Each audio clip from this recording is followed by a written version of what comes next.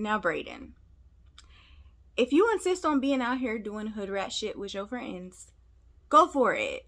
But I'm gonna need you to be smarter than this, because you're out here getting played left, right, and center. Tommy Egan would never.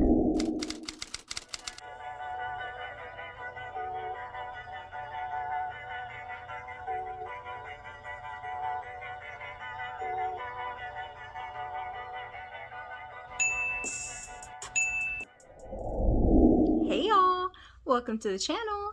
If you're new here, welcome to the tribe, and if you are returning to Fiercely V, welcome back. So happy to have you. We are here today to give a recap and review of Power Book 2 Ghost Season 2 Episode 4, titled Gettin These Ends. And that feels like a very appropriate name for this episode, because it was basically all about them trying to get this huge amount of money to get Zeke out of trouble, and everybody was scrambling, trying to get money and figuring out different ways, and there was just a lot going on. We had some really crazy reveals in this episode, and yeah, there's a lot to get into, so I'm not even about to waste no time. Let's go ahead and get into it. Of course, while you're here, if you are enjoying the channel and the video and the content, make sure that you give Fiercely V a like, and also make sure that you subscribe to the tribe so that you don't miss any more of these. And if you haven't seen any of the other reviews that I've posted, make sure you check them out as well. All right, let's get into it. So we start off with Professor Milgram in some dark park by herself in the woods somewhere, some shit. She's waiting on Zeke. She's texting him, asking him where is he. It looks like he has texted her and said, you know, meet me at XYZ. Off top, I'm like, something's fishy about this. Why would Zeke text her and ask her to meet him deep off in the woods somewhere? Zeke ain't even that smart. He would probably just go straight to her house, even though the police is following him and everything. So off top, I'm like, something's going on. And I was right, because in comes Monet, busting into the girl's window and jumping in her car. Now, why she needed to bust the girl's window, I don't know. I guess she just did that like for effect, like to show her that she wasn't playing around. But jumps in the girl's backseat, pulls the blicky on her, puts it to her head, and is basically just like, I told you to stop dealing with my nephew. You kept dealing with him. Now he's in trouble. And she's going off and everything. And basically Monet is just like, you need to figure out who actually killed Jabari, because if you don't do that, then I'm gonna be coming after you, because that's the only way that we're gonna get Zeke out of this mess, basically. Now we got another person in the mix that's gonna be trying to solve this Jabari situation. We already got Whitman out here trying to do stuff. We got Cooper Saxe out here trying to low-key be in the midst of this too. So now it looks like we're gonna have Professor Milgram also out here trying to play detective and figure out who killed Jabari. So we head over to Davis's firm. He's there chit-chatting with Saxe. They're just talking about all the stuff they're gonna buy with all this money that they have and whatnot. And in walks Tariq.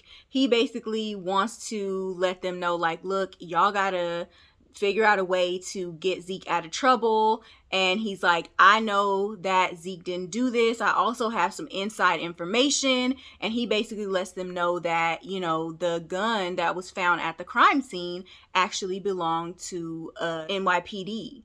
And so Davis is like, oh, so, I mean, what are you saying? Are you saying that this is like some type of cover up? And he's like, look, all I'm saying is that this is what I know. Don't ask me how I know. I just know. And so he's like, y'all need to get Zeke off. Cooper Saxe is basically like, why do you care? And Tariq is just like, you know, if I keep Zeke out of trouble, that's how I stay in school. So that's why I care. And so, you know, Cooper Saxe is side-eyeing it because he just doesn't like Tariq. He don't trust Tariq. But at the end of the day, Davis is like, look, money. That's all he cares about. That's the only language Davis speaks is money. He's like, at the end of the day, he paying, we doing it. Period. Cooper Saxe is still like low-key trying to pretend like he's like super self-righteous, but if we remember back in the original Power days, Cooper Saxe wasn't out here 100% of the time doing the right thing in order to get to the outcome that he wanted. He is not opposed to like bending the rules to get the outcome he wants. So I don't know why he's trying to act all high and mighty with Davis as if he is just, I'm the good guy. I don't do things that aren't righteous and just. Like, you done bent the rules before. So let's stop playing like you're just this ultimate good guy here. And so they're chit-chatting about the woman that Saxe has been smashing, and Davis is basically letting Cooper Saxe know, look, you need to keep smashing her, you need to keep getting information from her, because at the end of the day she can probably give you some info that could help us, so you just need to keep doing this. Cooper Saxe is like, oh, it doesn't seem like the right thing to do, but it's like, you've been doing it anyway. So again, like, I'm a little bit over it with Cooper Saxe acting like he's Mr. Self-righteous here. We've been doing this for a while with you, Cooper Saxe, so we know that's not who you are. So we head over to the university campus where we see Professor Milgrom. She's headed into a building, and then we see that Detective Whitman is also headed into that building. Apparently they've both gotten called to the dean of the university's office. Neither of them knows why. They kind of have a little back and forth exchange on the way in, and when they get into the meeting, they see that Stern is there and also Councilman Tate is there. And so everybody's in there. They're pretty much talking about the situation that's happening with Zeke. The dean of the university is not happy with the situation because basically he's like, our star athlete is being questioned by the police. It's making him look bad and therefore making the university look bad. And of course, Stern is like a big financial contributor to the university. So of course, anything that's making the university look bad, he's not going to be cool with that either. Councilman Tate is there because back in season 1, when the police were coming to question the students about the different stuff that was going on campus, as far as like the TGT dude being found dead in the pool and that kind of stuff, they had Milgrom and Jabari being like the liaisons in between the students and the police. And so the dean basically lets it be known that, Carrie, you're no longer going to be that person. That person is now going to be Tate. So he's taking that over, and they're basically just telling Whitman, like, you really, like, we're going to need you to chill because you're making the university look bad. They're basically like, do you have anything on Zeke? Like, do you have evidence that he did this? Or, or like, we heard that he has an alibi, and they're asking him all these questions, and he's like, we have motive. And Stern is basically like, look, I'm going to need you to go away because you're interfering with stuff here. And so there's kind of like a little standoff between Whitman and Stern, where Whitman is just like, I don't take orders from you. And Stern is like, yeah, everybody takes orders from me. And, I'm interested to see like where that goes, because we know that Stern has like little ways to like take people down and keep people down if he truly wants to, because, he got a lot of money and a lot of influence. So I'm interested in to see if Stern is gonna like step in at any point during all this mess and like knock Whitman down a few pegs, because I would not be upset about that at all. So also in this meeting, Milgrom just offers up the information about how, when she was going through Jabari's notes that he was taking about the whole situation before he passed, she saw that he had mentioned something in there about him finding out about like a drug organization on campus, or like somehow students were getting drugs distributed to them on campus, and he was like looking into that. She gives them this information, and they basically decide, okay, well, first things first, what we're going to do is we're going to have a sweep of the campus. We're going to look in all the dorms, and any students that we find drugs in their room or drug paraphernalia in their room, we're going to call them in for questioning. Now, if you remember, in one of my previous recaps, I put like a little mental pin in the fact that light-skinned Keisha had put some drugs in Lauren's drawer. And I was like, I feel like this is going to come up, because she did it very inconspicuously. Like the way she put the drugs in her drawer and the camera like zoomed in on it, I was like, this is going to come up again. So as this is happening, I'm like, oh, they're gonna find them drugs in Lauren's drawer and they're gonna call her in for questioning, and they're probably gonna start asking her questions about Tariq. So once everybody leaves from this meeting with the dean, Tate and Milgram are pretty much walking together, and Tate is just basically like, you know, I heard that little conversation between you and Whitman. What's going on? I heard the stuff about you and Zeke or whatever, and it seems like Whitman is really taking this very personally, as if y'all had some type of history or something. And so pretty much Tate is just letting it be known that, like, I know that you and Whitman have some type of history, and I also know that you and Zeke kind of have something going on. And then he says something hella creepy, like, that just makes me even more intrigued about you. And I'm just like, Councilman Tate, can you just stop being creepy, please? Milgram basically is like, look, I'm just trying to help this situation because I feel like Zeke is innocent and they're trying to take this young black man down, and he didn't, and I know that he didn't do what they said he did. How heroic would you look if you know, saved this innocent young black man from going down for something he didn't do? That's the kind of stuff that wins people elections. And so of course we know Councilman Tate is all about trying to get to the next level politically, so I feel like he's gonna bite onto that hook, line, and sinker, because just that is just the type of person that he is. So if that is the case, then we're just gonna have yet another person attempting to solve this who killed Jabari case and get Zeke off the hook, which at this point, every person in the series in some way or another is trying to figure out who really killed Jabari to get Zeke off the hook.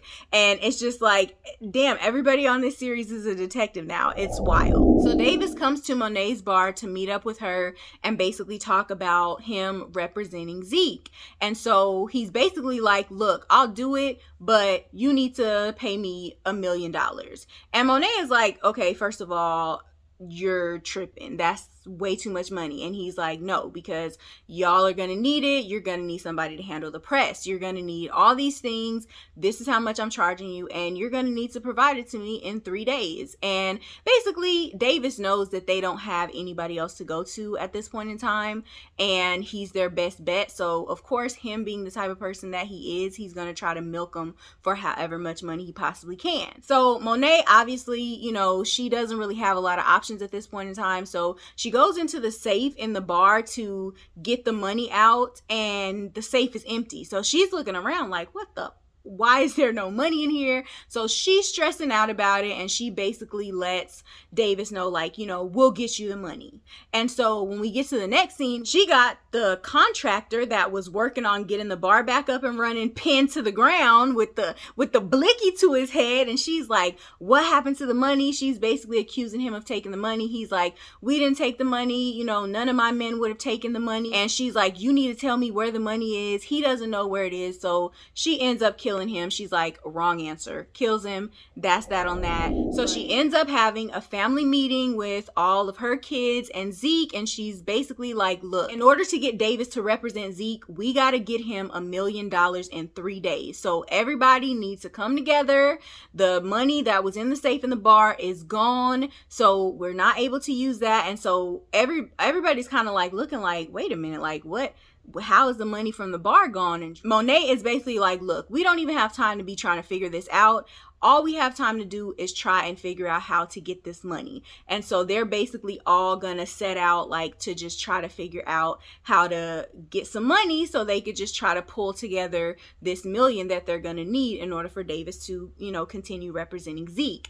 And so they all disperse, they go their separate ways. Diana is texting, and when you see the text messages, she's texting Davis about the money. So basically, last episode, when Diana went to Davis about trying to get her dad out of jail, that's the money that she gave him. So Miss Diana, little Miss Goody Two Shoes, is the one who took the money out of their safe and used it to give to Davis to try and get her dad out of jail. So it's gonna be a sad day for little Diana when that secret comes out. Lauren and Tariq walk into canonical studies class. They holding hands and whatnot because, you know, they didn't smash, so now they're officially a couple. Light-skinned Keisha makes a little comment about it. She's like, oh, you done finally locked him down or whatever. And they're literally sitting throughout the whole entire class holding hands. It was giving very cheesy, but I mean, young love, whatever. So they're just sitting in the classroom holding hands. They're all in love and whatnot. And they're talking about the paper that they had to write previously, basically about whether or not it's okay to do something that is unethical if it is ultimately for the good of someone or yourself. They're kind of setting it up that, here's two people who have two very different ideas about ethics, whereas Tyreek is someone who feels like ethics can be pushed to the side if I need to save myself, and Lauren is pretty much like very principled, like, no, you just got to do the right thing no matter what. So clearly they're setting this up for a reason. At this point, I was like, yeah, Lauren is going to be put in a predicament where she's going to have to push her morals to the side, and I guarantee she's going to do it for Tariq. So Cooper Sack's little boo thing is one of the cops that's working with Detective Whitman on solving this whole Jabari case. Whitman is in there working on the case when she comes in with Councilman Tate's brother, Kamal. In the last episode, he was having a whole party because he was getting promoted, where he wasn't going to just be like a detective on the streets. He was going to actually be like a detective for the DA. And so he's basically starting in this capacity now, and he's going to be assisting Whitman on this case.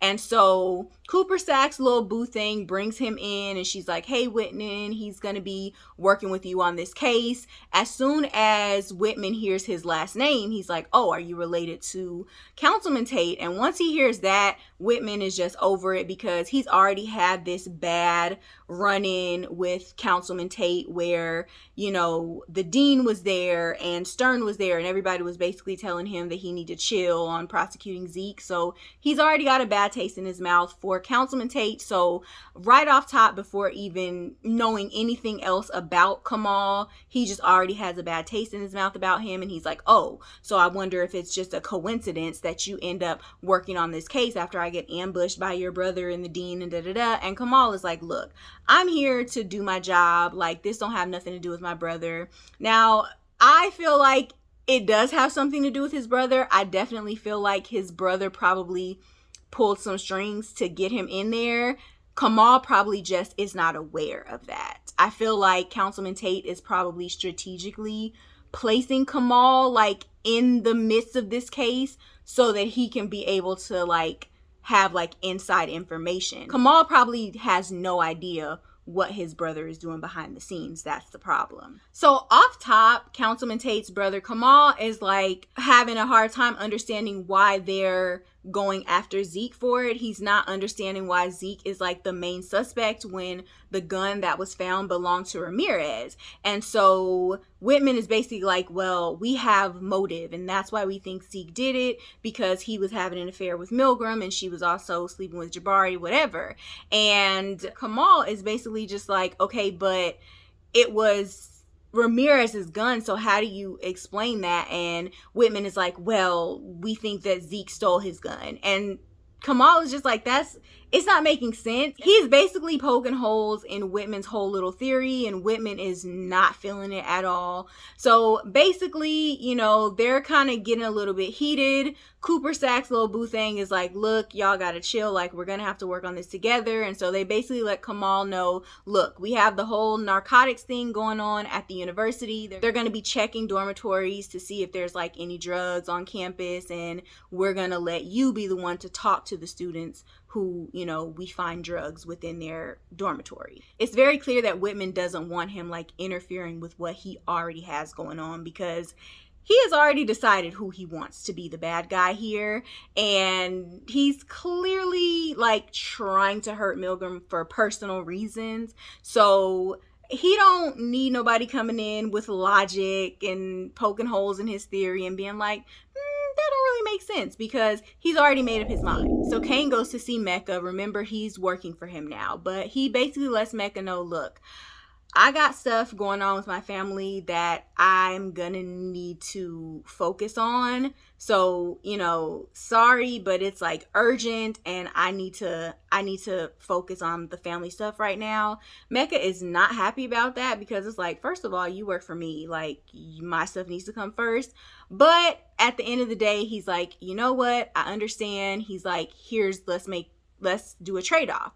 Basically, there's a guy named Mahoney. He's basically like trying to slide on my territory. I need you to take care of him. Not only do I want him gone, but I also want all his money. So I need you to handle that. And if you can handle that for me, then, any amount of money that you get from him that's over a certain amount, you can take that towards your cousin's case or whatever. Meanwhile, Yaz calls Tariq from the phone that he gave her, and she's just talking to him and telling him that she wants to come home. She's like, when can I come stay with you? And I want to go home and this and that. And Tariq is just letting her know, like, I'm working on it. I'm trying to get it to where you can come with me or whatever.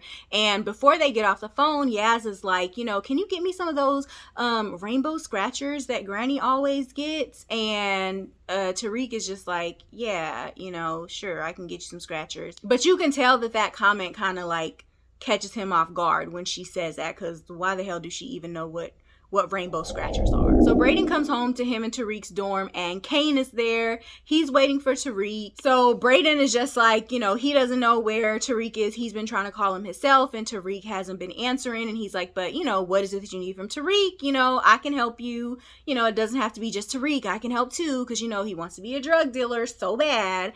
And so of course Kane has been trying to get Brayden under his thumb ever since Mecca suggested that he do that. So Kane is just basically like, well, you want to be in this so bad, you can come with me tonight to hit this lick and you could be my driver. And so basically Brayden is gonna roll out with Kane to do this thing that Kane is going to be doing for Mecca tonight. In the meantime, Sax is chilling with his little boo thing, and she's basically venting about work. She's talking about how Councilman Tate's brother Kamal has basically been inserted into their investigation, and she's not happy about that. And, he has all these opinions and ideas, and he's kind of just like interfering and in the way a little bit. So she's basically just venting. So Cooper Sax is basically telling her, like, look, even if you don't really like Kamal, or if you don't really want him in the investigation, like, the smart thing to do is just going to be to like just kind of get on his good side, because you might need him later. And he kind of gives her that advice, and when she goes to the restroom,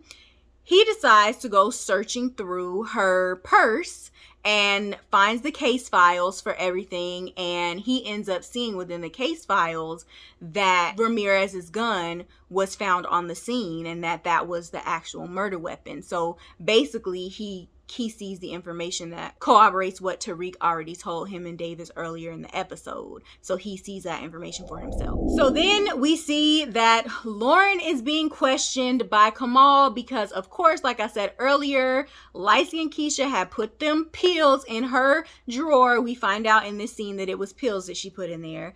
And so basically, because they found that during their search, Lauren is now being questioned by Kamal. And Lauren, she was holding her own. She was like, those are not my drugs, but also I ain't no snitch, so I'm not about to tell you nothing. And I was like, okay, Lauren, but at the end of the day, like, she can't be a snitch because she don't know nothing. Like, it's not like she has information. She don't really have information to give them. So they're just asking her, where did you get the drugs? And do you know where the drugs come from? And do you know who put this in your drawer if it's not yours? And she really doesn't know, to be honest. So she's just in there. Professor Milgram happens to be walking by, and she comes into the room, and she basically shuts all that shit down. She's like, look, Lauren is a great student. If she says she don't know, then she don't know.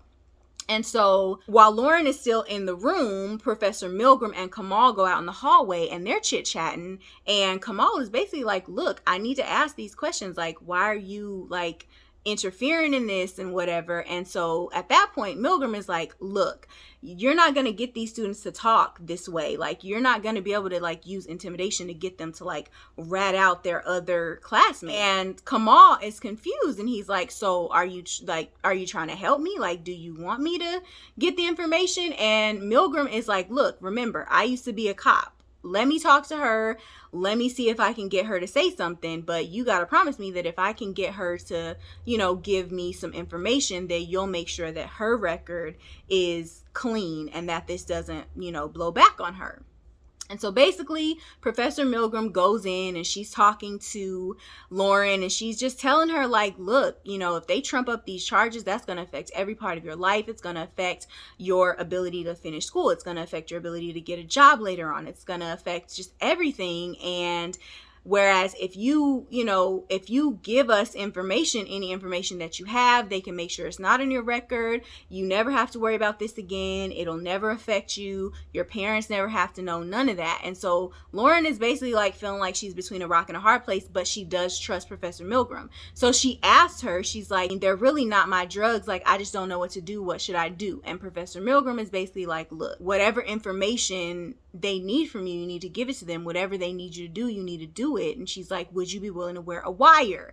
And I'm like, oh my Jesus, they are going to put a wire on this young girl, and one of these hardcore ass drug dealers is gonna find it and she gonna end up dead. That's it. That was my immediate thought when they said they was gonna put a wire on her. I'm like, all these killers on this show, y'all gonna strap this girl up in a wire. Good Lord. But she agrees to do it because, again, she trusts Professor Milgram, and Professor Milgram is like coming at her as if she's like, she cares so much, and but remember, at the end of the day, Professor Milgram is trying to save her own ass, because Monet has let her know that if you don't figure out what the hell is going on and get Zeke out, then I'm coming for you. So it comes off as if Professor Milgram is just trying to be helpful to Lauren, but really she's just trying to save her own ass at the end of the day. So Tariq ends up meeting up with this older man who turns out to be the conservator for their estate. So he's basically the one that's over like he and Yaz's money and stuff like that. And Tariq is just letting him know, like, look, my grandma is not fit to take care of Yaz. Yaz needs to be with me. And the conservator is really just kind of like blowing it off. He's like, well, I don't see any issue.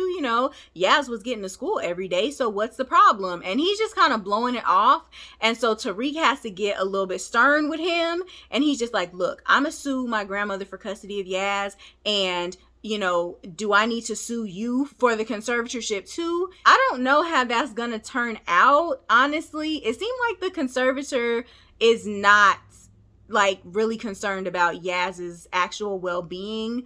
So I don't know what's gonna happen with that, but he did not seem concerned at all. And I'm like, is Tariq gonna have to kill this man? Like, what's really going on here? So Brayden and Kane pull up to this little, shack looking crack house or whatever. Whoever Kane is coming to get on behalf of Mecca lives here. So they pull up to this place, and Kane is like, I'm gonna go in real quick. You just stay out here and wait, keep the car running, whatever. And so while Kane is inside, a dude comes up to the car, and he's like, who are you here to see? Who do you know that's in here? And he's asking Brayden all these questions. Of course, Brayden don't know how to answer. He just starts throwing out names. Meanwhile, the dude that's asking him all these questions is like, he got one hand on his waistline, and so he's like, get out the car. As soon as he says that, you hear gunshots from inside, and then Kane comes running out. He jumps in the car. He's like, go. And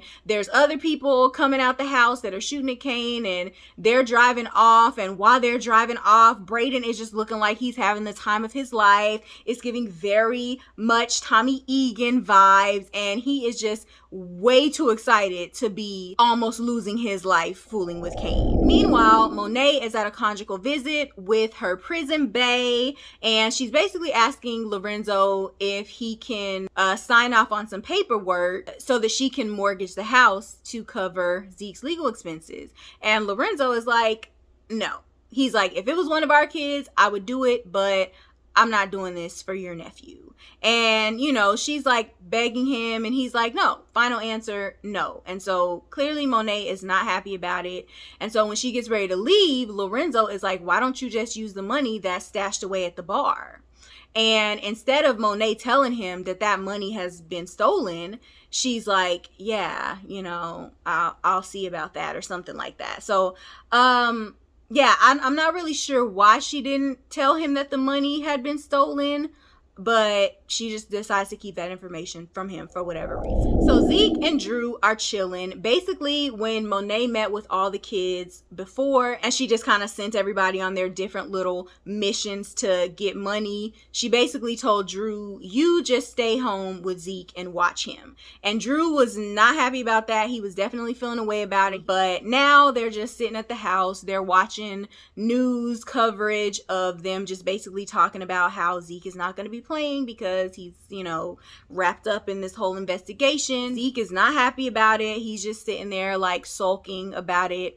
And in the meantime, Drew is texting his little boo Everett that's on the campus, and he's asking him, do you think the basketball team will do something for Zeke? And so, he's like, I'm gonna take care of this. And so he gets up and he leaves Zeke there by himself, which now Monet told you to stay here and watch him. Why are you leaving him here by himself? And so in the next scene, we see that Drew went to the university and had him some little boo time with his little bae Everett.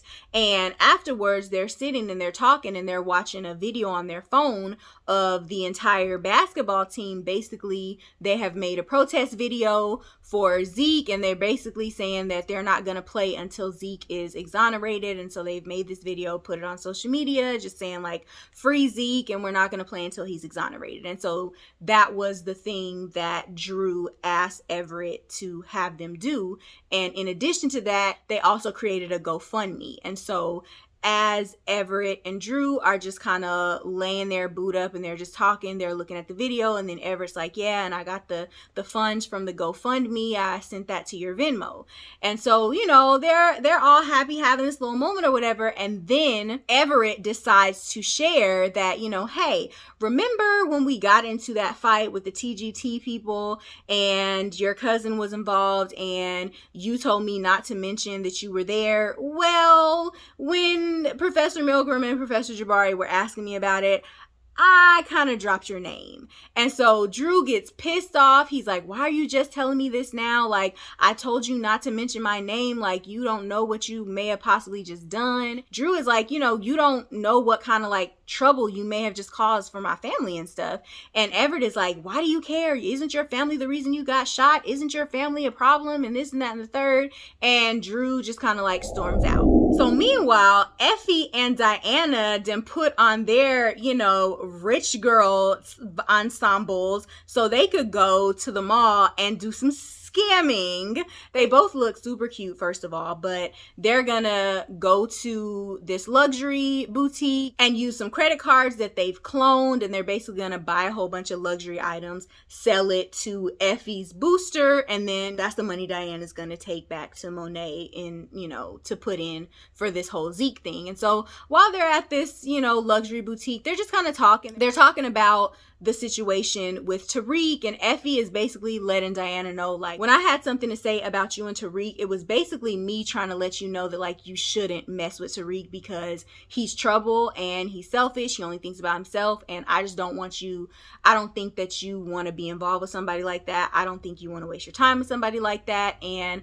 basically Diana is just saying how, like, she doesn't want her first time to be with just anybody and this, that, and the third. And Effie is like, good, your first time shouldn't be with just anybody. And, I just definitely don't think it should be with somebody like Tariq because I'm telling you, he's not a good guy. He's not good for you. And so, it just seems like they're just kind of building this friendship. Of course, in the last episode, we know that Diana is going to be having Effie pretty much show her the ropes as far as like how to do the drug thing and go to school at the same time. So I feel like this is going to be like a budding friendship that's going to be growing between them. And honestly, low key, judging by that little lesbian sex scene with Effie previously, I'm almost like, is Effie and Diana gonna be like a couple?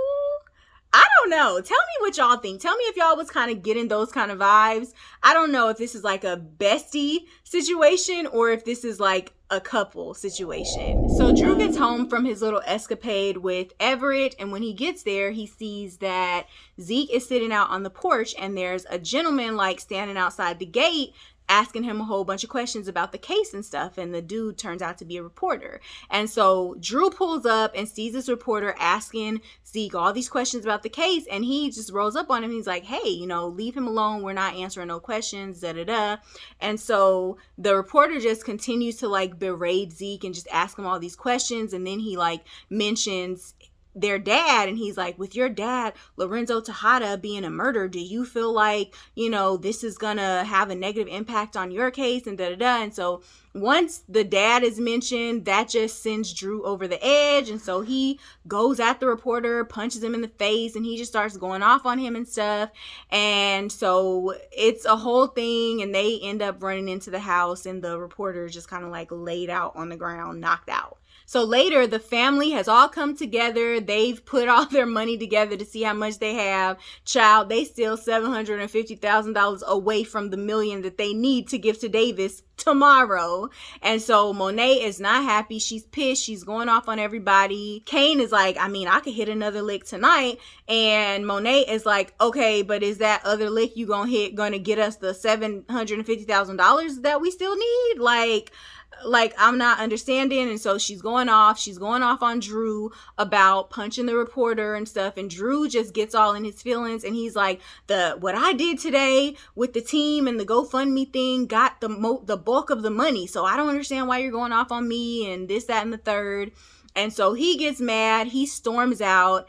As he's storming out, Davis is coming in. And so Davis comes in, and he's basically like, look, the only way to get that reporter that Drew punched to not talk was to get us to agree for Zeke to sit down with Jamil Hill and do a live interview about this whole situation. And so everybody in the family is pretty much freaked out about this, because we know that Zeke is not the best when it comes to this stuff. We know he's not good under pressure. We know he don't know how to lie very well. But ultimately, they don't have a choice, because Drew done punched the reporter, and the reporter is gonna leak all that if they don't do the interview. So back at the dorm room, Brayden comes home, and Reek is just kind of like asking him, you know, where he been, what he been up to and stuff. And Brayden just kind of lies. He doesn't want to tell Tariq that he's been with Kane. And so Tariq basically shows Brayden this video footage that he got. He basically bribed somebody at the convenience store near his grandmother's house,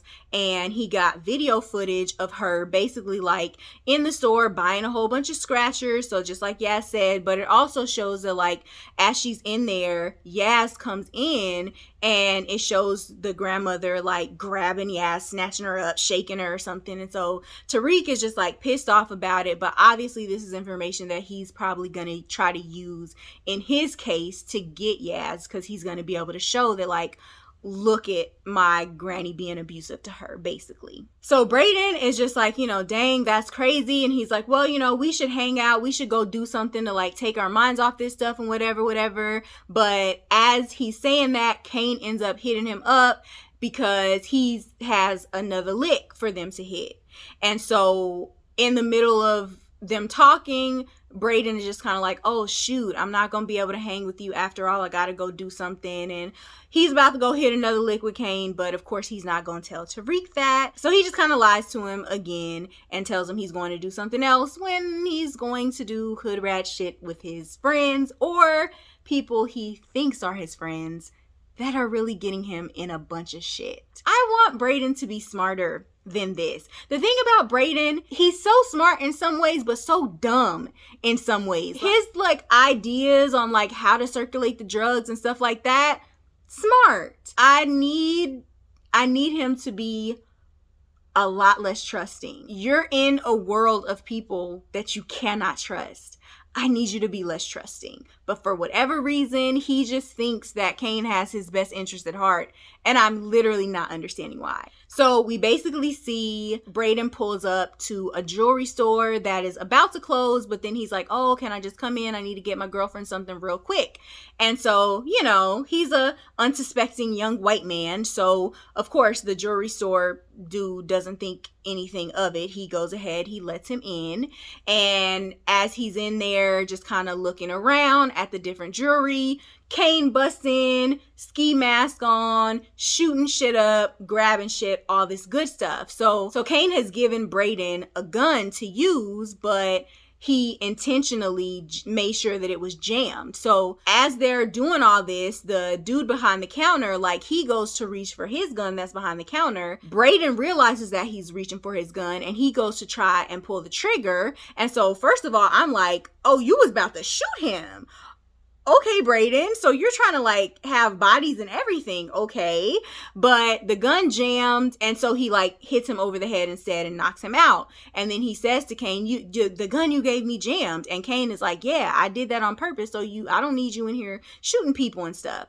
At that point, I'm like, Braden, you don't realize that you're being played still? You literally have ran up into this jewelry store with no mask on, your face in full sight. Kane got his whole ski mask on. You're just out here face out. He jammed up the gun so you couldn't shoot the dude who looked you dead square in your eye. You still don't understand that you're being played? There's no way that Kane would let somebody live who saw his face as he robbed a jewelry store. So why is it that he made sure the gun would jam so you couldn't shoot the guy who saw you with no mask? How do you not understand? Why did you think that it was okay for you to run up in here with no mask on? Kane got a mask on. And I understand if, the dude letting him in was predicated on him not having a mask on, right? If Braden had walked up to the door with a damn ski mask on saying, hey, I just need to buy my girlfriend something, obviously the guy wouldn't have let him in. So I understand that part of it, but then that just means the guy needs to die. Like, there's no way that Kane would have let somebody live that saw his face. And so I'm just like, why? I mean, that's basic criminal shit, right?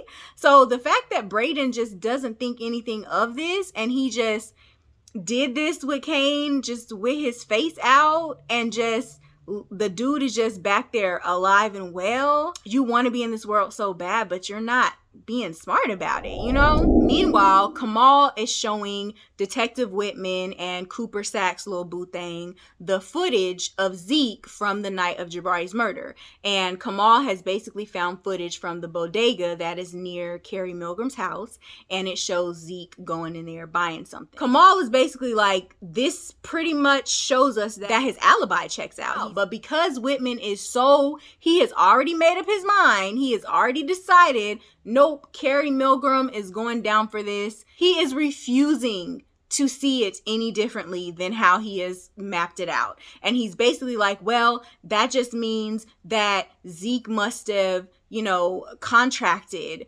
Detective Ramirez to kill him. And Kamal is just like, dude, like, you're just trying to you're reaching. And I'm like, thank you, Kamal, because he is reaching. Whitman has already made up his mind that Zeke and Milgram are going down for this. And it's because he has personal feelings about Zeke and Milgram dealing with each other, because he has a personal vendetta against Milgram for whatever reason. Hopefully we find out.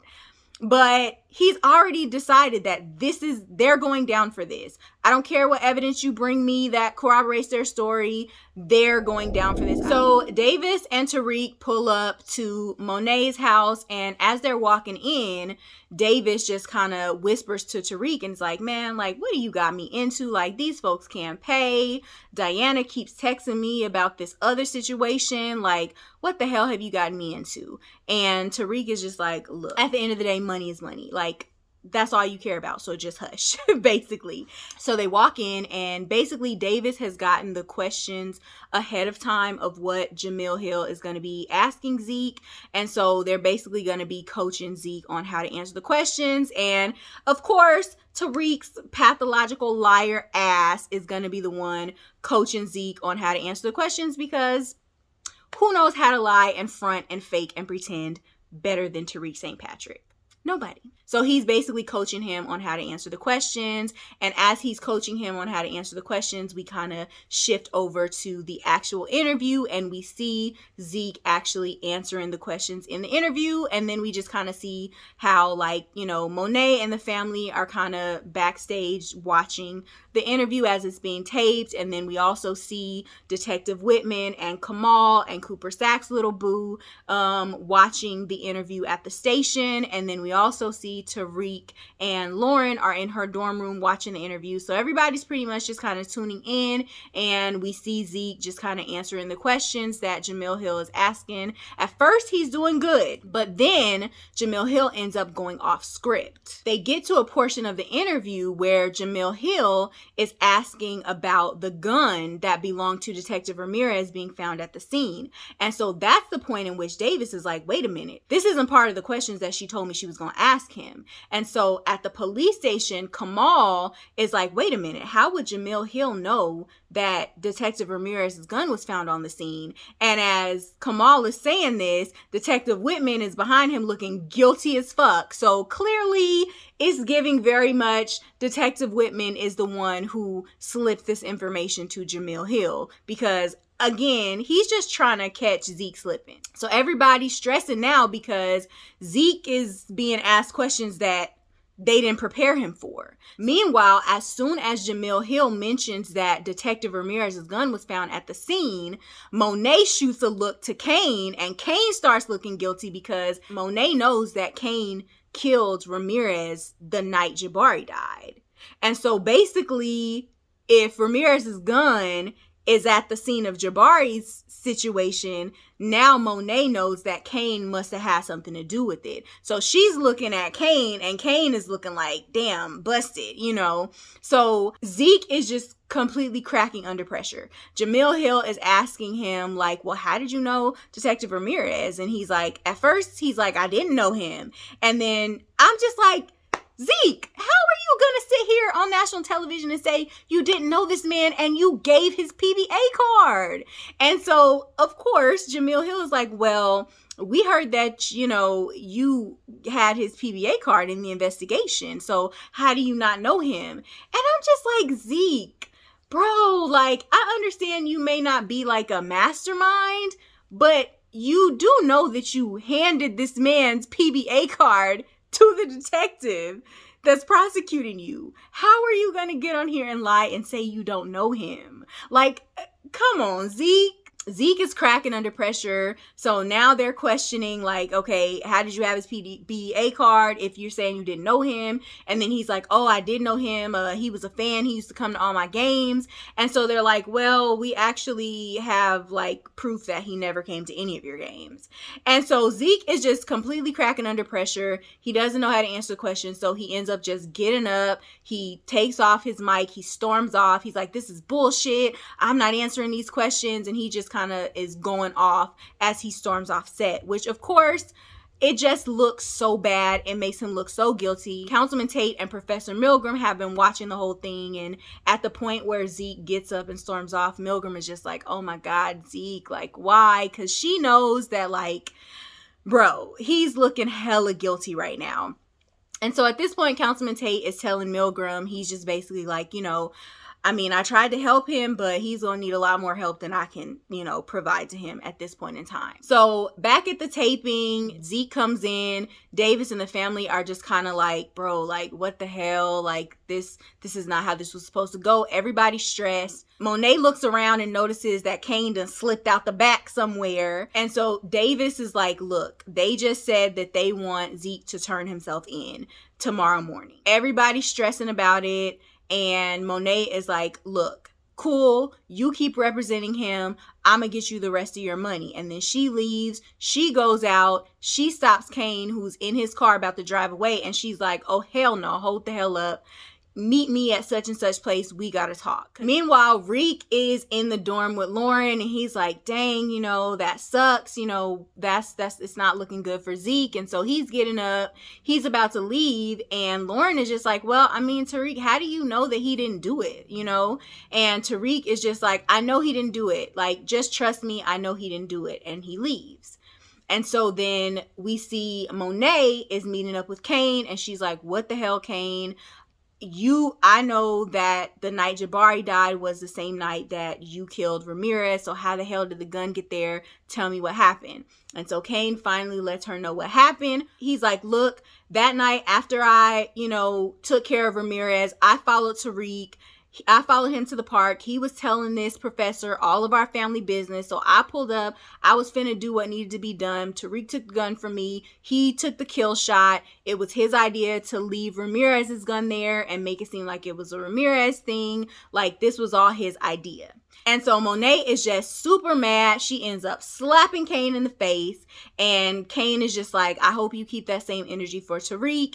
And Monet is like, don't worry about Tariq. I'm going to get his side of the story. But until then, I need you to do exactly what I say. First things first, I need you to go and get Ramirez's body. And Kane is just like, why would I do that? And she's like, because CSI forensics is going to be able to tell that Ramirez died before Jabari. So there's no way that Ramirez could have killed Jabari if he was already dead when Jabari got shot. So that's going to clear Zeke, because their whole thing is, oh, Zeke paid Ramirez to do da-da-da. If we can show that Ramirez didn't do it, then that's going to clear Zeke. And so basically Kane is like, okay, but what happens if that blows back on me? And Monet is basically like, you made your choice. And I was like, dang, Monet, like, that's kind of messed up, but, it is what it is. Kane walks away looking hella sad, but it's like, Kane, you done made some bad decisions at the end of the day. So, it is what it is. And so Kane, he kind of walks off looking kind of sad or whatever. As he walks off, Monet gets a text message from Davis that's like, dang, that was fast. I got the money. Your Zeke's defense stuff is taken care of. And of course, Monet haven't got the rest of the money. So at this point, she's like, okay, wait a minute. So somebody paid for Zeke's stuff. So she's trying to figure out who it was. So she's just kind of looking like, And at this point, I'm like, I bet it was Mecca. I don't know why, but I bet it was Mecca. So back at the university, Tariq is in his dorm room. He's packing a bag. He's putting some money in there. He put a gun in there. Not sure where he was finna go, but either way, he gets a knock at the door. It's Granny, and she is pissed. Apparently, she has gotten a letter or something, I guess from the conservator, letting it be known that Tariq is trying to take custody away from her. She's pissed off. She's going off. Tariq is basically just like, look, Grandma, like, you need help. Yaz can't stay with you. Let me pay for you to go to rehab. And Granny just starts going off on Tariq. She's like, Raina would be ashamed of you. Every horrible, evil thing that happened to our family happened because of you. And I would never let my granddaughter turn out like you. And, I'll die before I let that happen. And first of all, I was like, she ain't really wrong. A lot of the trash stuff that has happened is because of stupid shit that Tariq was doing when he was younger. Him wanting to be like in the streets and running with Kanan and all that stuff literally set off a chain of events that had all kind of crazy shit happening, one thing after another. So low-key, I'm like, Tariq, Granny is not wrong. Like, you are the reason a lot of trash stuff happened. You're definitely a major reason that Raina is gone, for sure. Now, Raina had a part in that too. Like, Raina was meddling on her own, but Tariq got her all wrapped up in it. So I'm like, Granny, you're not wrong. But also, the fact that Granny is like, I'll die before I let that happen, I'm just like, is this foreshadowing? Is Granny like literally going to die? Is Tariq gonna kill his grandma? Let me know in the comments if you think Tariq is gonna kill his granny, because here's the thing. When Grandma was leaving, she was like, I'll see you in court. And Granny knows a lot. She knows a lot about a lot. And if drunk Granny get on the stand and start saying some stuff, it's not going to be good for Tariq. So I'm just like, is Tariq going to kill his grandma? If it happens, I called it. I called it. So Kane ends up calling Mecca, and he's basically like, look, I need to take care of something for my family, and then I need to leave town. And Mecca is like, well, hold on. Wouldn't it be smart to make sure that you set it up to where whatever you're about to do tonight, that somebody else can take the fall for it instead of you. And so then we see that Drew has gone to go see his little boo thing, who is pissed off at him because he saw the interview with Zeke, and he's like, you had me putting my name on this and, you know, getting the team to do XYZ, and you knew he was guilty. And Drew is like, well, first of all, he's not guilty. You know, I know that he was looking real guilty in that interview, but he's not guilty. And so basically Everett is just pissed off, and he's like, you need to tell me the truth and da-da-da. And so Drew is like, look, I'm going to give you this one chance to ask whatever questions you want to ask about me and my family, and this is the only opportunity you're going to have to do this. And so off tops, Everett is like, did your family have something to do with Jabari's death? And Drew was like, no. And so then he's like, is your family, wrapped up in the drug game or whatever? And Drew is like, yeah, I don't think I can trust you with that information. And so Everett just gets all angry about it. He's feeling away, and he's like, I can't do this and da-da-da. And Drew is like, listen, I put up with your stuff, with you not wanting people to know you're gay and being on the down low and having to act like me and you are just buddies and pretending that we don't know each other in public and stuff. I put up with all that from you. I'm going to need you to put up with this for me. Like, I'm going to need you to deal with the fact that I can't tell you shit about my family. Same way I'm going to need to deal with the fact that you going to be hiding in public and acting like me and you aren't what we are. And so Everett's just like, okay. And I'm just like, okay, so I guess they just came to an agreement. Drew is like, look, you can't mention none of this. Like, you cannot talk about this. You cannot mention my family. You cannot, you can't do that no more. Honestly, in this scene, I was like, I feel like Everett's gonna do it again, and then Drew is gonna have to, get rid of him. Either that or, somebody else is gonna do it. Like, Kane is gonna do it, or Monet is gonna do it, or something. I feel like Everett is gonna, be in another position where he's gonna get questions or something, and I feel like he's gonna say the wrong thing, and it's gonna, I don't know, tell me what y'all think. So meanwhile, the wildest scene of the night, Monet goes and she goes to meet up with somebody. We see that it's Mecca. And so I already knew earlier, I'm like, only person that could have paid off Zeke's thing was Mecca. Who else has that amount of money that they could have just paid it off, right? So I was already knowing it was Mecca, but I was not prepared for the reveal that came after that. Because Monet goes and she meets up with Mecca, and she's just basically like, I've been asking myself why you would come back after all this time and da-da-da. And Mecca is just like, I told you it's because, I had to become the man that you wanted me to be and da-da-da. And she's like, no, I knew it was more than that. Don't give me no BS. Like tell me for real, what's really going on. And that's when Mecca reveals that, well, I had to come back for our son. Your son, Mecca? Who's your son, Mecca? So turns out, surprise, surprise, Zeke is not Monet's nephew. Zeke is Monet's son. And it is the son that she had with Mecca before she married Lorenzo and had her other kids. And that is why Monet is so involved in all of Zeke's stuff and paying for his college, and he's coming to Sunday dinners every week. Now, my cynical ass was like, oh, she been in his life so much because he was her little basketball retirement plan or whatever. Whole time, this is her whole entire child. Mecca is like, we need to do whatever we need to do to make sure that our son is good. And he's like, I can take care of you. You need to leave your husband alone and be with me, where you don't have to be out here struggling. You can just be a woman. You don't have to be out here struggling and working and hustling. You could just be a woman, and I could just take care of you, and we can make sure our son is good. All this sounds cute, except for the fact that Lorenzo is probably about to get out of jail. So I'm like, oh, shit's about to get real tricky for Monet. Because at the end of this scene, her and Mecca, they making out and stuff. And I'm like, oh, so y'all got a little love thing back, but your husband about to come home. And your husband's crazy. and Mecca is crazy. And your husband's connected, and Mecca is connected.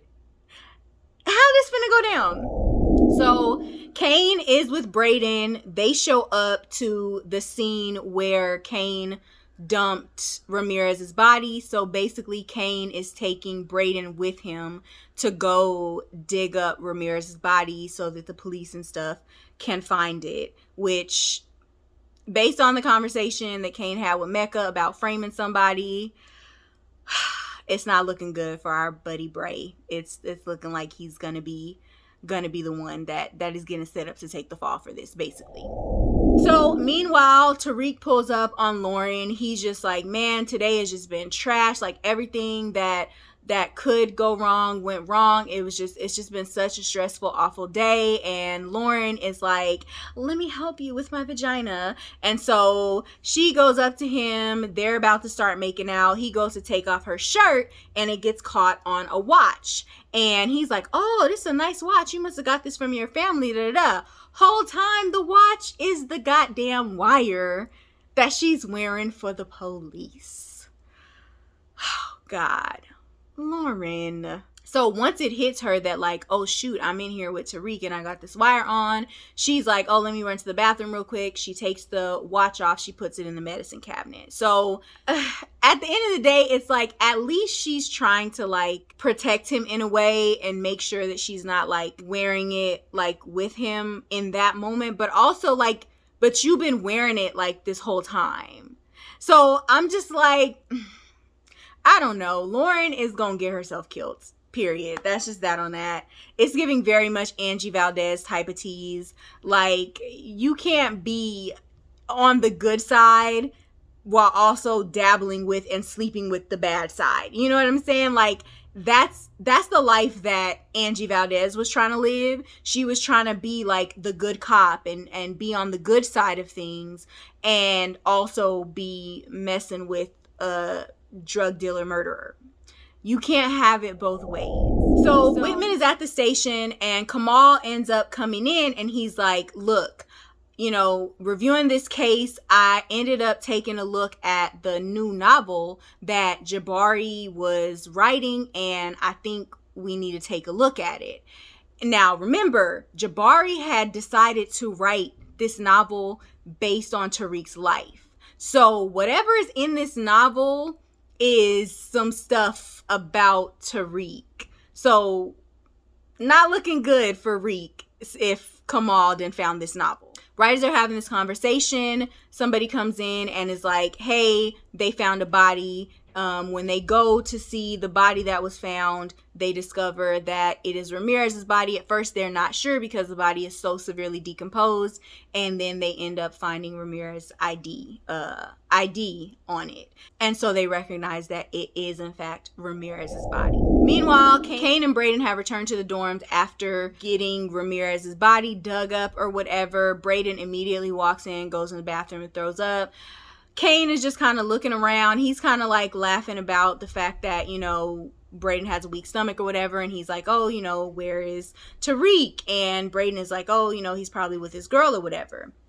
And so Brayden ends up going in the bathroom and closing the door to throw up some more. And while he's in there, we see Kane's trifling ass pull out Detective Ramirez's badge, wipe it off, and then plant it in the drawer in their dorm room. Now, I could not tell.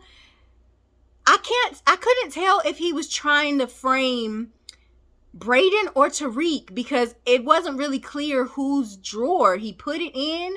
But either way, he has planted the badge of Detective Ramirez somewhere in Brayden and Tariq's dorm. And I'm just like, Kane, you son of a bitch. I hate you so much for this.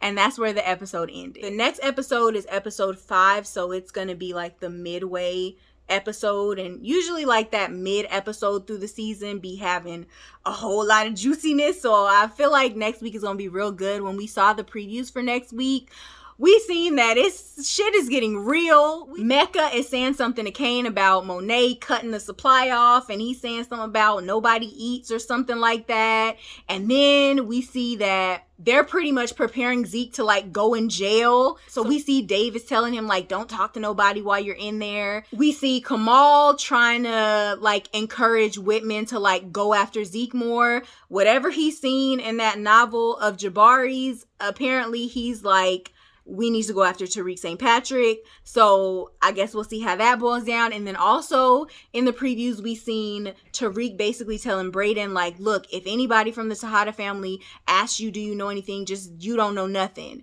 Whole time he's working hand in hand with Kane. He didn't hit licks with this man and everything. Like, I'm just wondering, is Brayden going to let Tariq know about this stuff? Like, is Brayden going to ever come clean with Tariq about the stuff that he done with Kane? The thing that I'm probably dying to see the most is what this dynamic is going to be between Mecca and Lorenzo Tejada. Because Lorenzo Tejada is going to get out of jail. And it looked like Mecca and Monet is about to have a whole little thing. And so I'm dying to see how that's going to play out, because Mecca is a very dangerous person. And based on what we know of Lorenzo Tejada, he seems to be a very well-connected, very dangerous person too. So I'm trying to see how this is going to go down. Also, I'm trying to see if Monet is going to go back to trying to figure out who took the money from the bar. Because now we know that it was Diana. And she did it to get her dad out of jail. Which Monet is going to feel very differently about after she starts this love affair with Mecca. So I'm dying to see what happens with that too. Like, it's so much. It's so much. Let me know what y'all thought about this episode. Let me know whatever y'all's little predictions are for what's coming up. And yeah, this video is probably finna be long as hell once again. But thank y'all so much for tuning in, especially if you made it all the way to the end. If you made it all the way to the end, make sure that you give a like and also subscribe to the tribe if you want to be a part of this every week. And I'll see y'all in the next video. Bye.